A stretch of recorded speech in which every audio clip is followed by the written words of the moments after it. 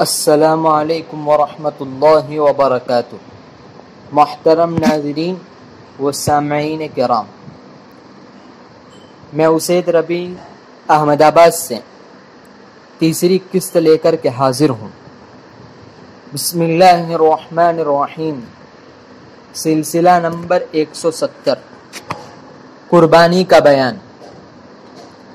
مسئلہ نمبر 508، غلط مسئلہ۔ فقیر جس پر قربانی نہیں نے قربانی کے لیے جو جانور خریدا اس کو وہ بیچ سکتا ہے۔ صحیح مسئلہ۔ فقیر کا قربانی کے نیت سے جانور خریدنا بحکم منت ہے، پس اب وہ اس کو نہ بیچ سکتا ہے اور نہ ہدیہ کر سکتا ہے، بلکہ بدلنا چاہے تو بدل بھی نہیں سکتا، اگرچہ اس میں عیب پیدا ہو جائے، برخلاف مالدار کے۔ مسئلہ نمبر 509، غلط مسئلہ۔ گھر کے پالتو جانور میں قربانی کی نیت کرنے سے اس کی قربانی لازم ہو جاتی ہے۔ صحیح مسئلہ۔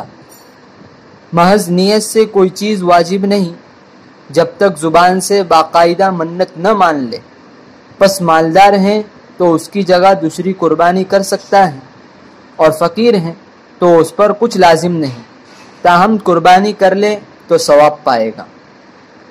مسئلہ نمبر 510، غلط مسئلہ۔